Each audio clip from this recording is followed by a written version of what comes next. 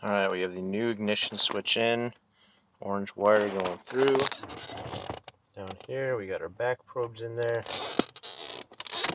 We have key out.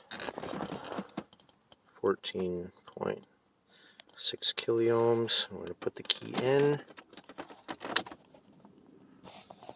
We got 0.836 kiloohms. So it's reading the key down by the plug now, which the old one could not because the wire was broken right here.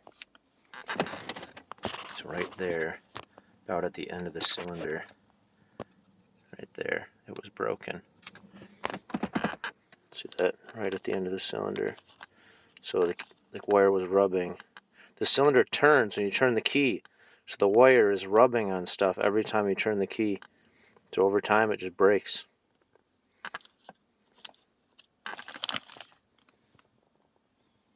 Yeah. Anyways, new cylinder works.